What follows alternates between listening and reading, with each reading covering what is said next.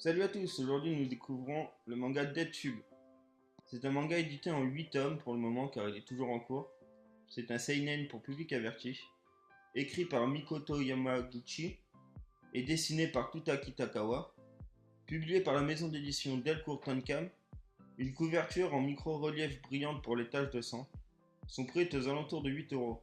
Trouvable en librairie, un lien est dans la description pour ceux qui voudraient le prendre par internet. Tomohiro, jeune lycéen calme qui aimerait devenir caméraman. Mei, jeune lycéenne qui aime la violence.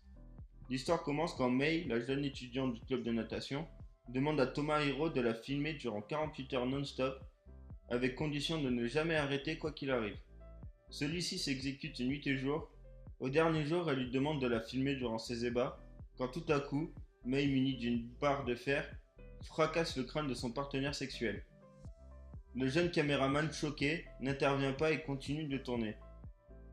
Ce n'est qu'à la fin de la tuerie que l'on constate que toute cette violence et ce sang rend le jeune lycéen fou d'excitation. Quelques jours plus tard, Mei lui donne sa rémunération, soit 38 000 euros, et lui explique de ne pas s'inquiéter pour le meurtrier du jeune homme, car le fautif est déjà derrière les barreaux. Tomohiro ne comprend pas. Elle lui raconte alors qu'elle ne sera pas condamnée pour ses crimes, car c'est elle la gagnante du jeu. Elle lui confie ensuite qu'elle compte le prendre comme partenaire pour le jeu en tant que caméraman. Mais celui-ci refuse car il reste traumatisé par la scène dont il a été témoin. Mei lui déclare qu'il fait dorénavant partie du jeu Dead Tube et qu'il ne peut ni refuser, ni abandonner, ni perdre sous peine de subir quelque chose de pire que la mort.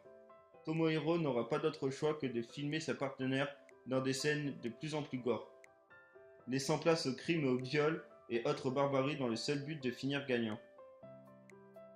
Manga addictif, ne convient pas aux enfants et aux personnes sensibles, beaucoup de violence et de sexe, facile à lire et captivant, je vous le recommande. Si ça t'a donné envie de lire, n'hésite pas à mettre un pouce bleu et un petit commentaire, et surtout, n'oublie pas de t'abonner.